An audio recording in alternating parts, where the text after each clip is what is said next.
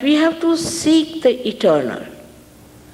We have to seek the eternal, and the transitory is to be used in moderation, in its own limitation, and in its full understanding. Today's problems of ecology, this, that, all these things come from human error, and the human error is because they have not found out the eternal. When you find out the eternal, then you become a balanced personality. Absolutely a balanced personality. And the balance comes from divine wisdom. All the problems today are because human beings are not at that level of self-knowledge. Because human beings are still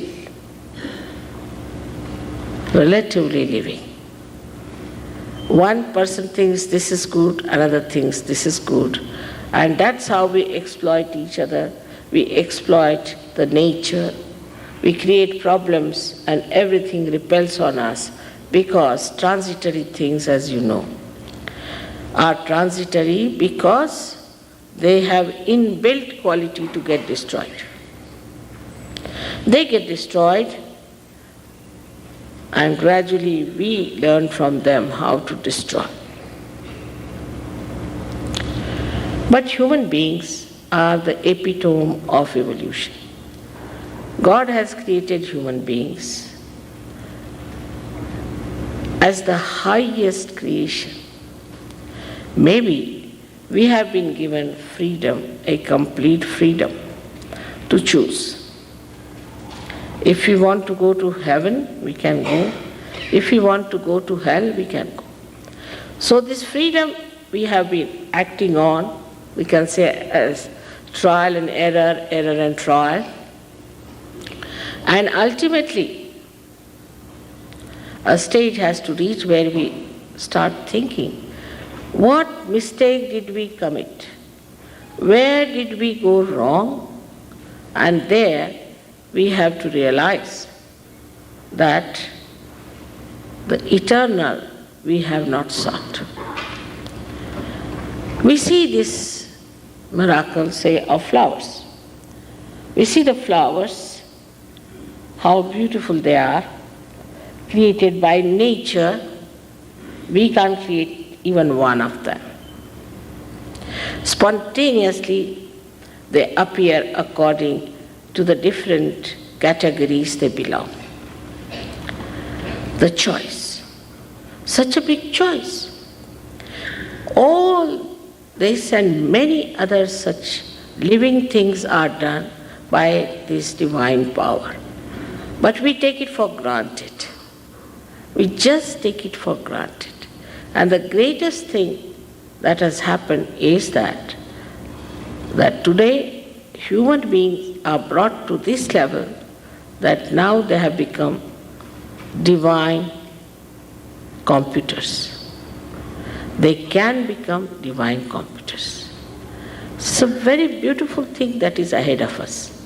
Only thing we should know that we have to grow into that new awareness.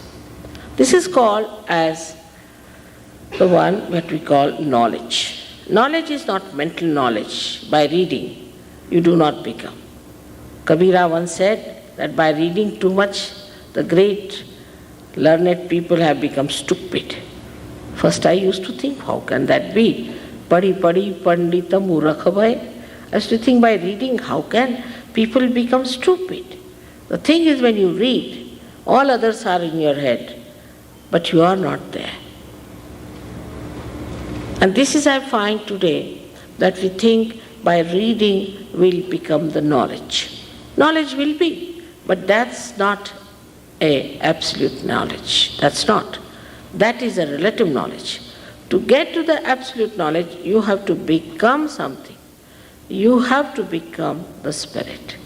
And once you become the Spirit, this knowledge is just manifested. It can be manifested even in a little child, and a child can know It's a subjective knowledge, we can say, but absolute. It is not arbitrary, it's collective.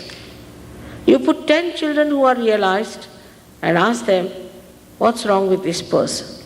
Immediately they'll raise the same finger. This is the thing. Now ask that person, something wrong with your throat? Are you suffering from some trouble? He'll say, yes, how do you know? These children are telling me. So only the decoding is needed afterwards. That what's wrong with you? What finger is burning? What is the problem?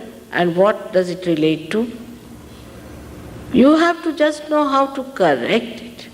And once you know the art of correcting it, you can correct and you can perfect it. It's very easy to master this art. Of course, you must know you can't pay for anything like this. How much did we pay to the Mother Earth when she sprouted the seeds?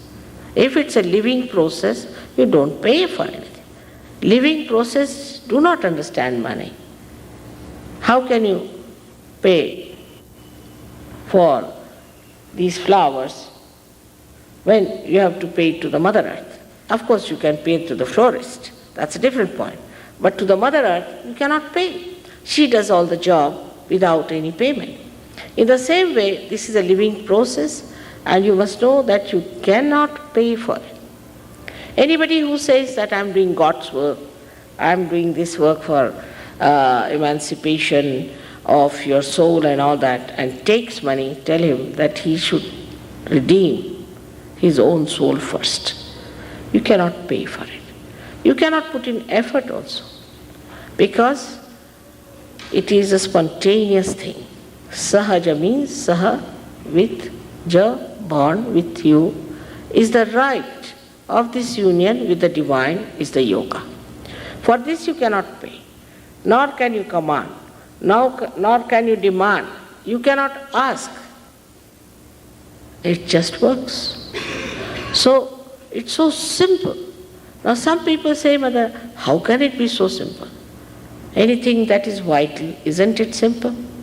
As soon as we are born, we know how to breathe. Who teaches us how to breathe? Automatically, we start breathing. Anything that is important has to be simple, cannot be complicated.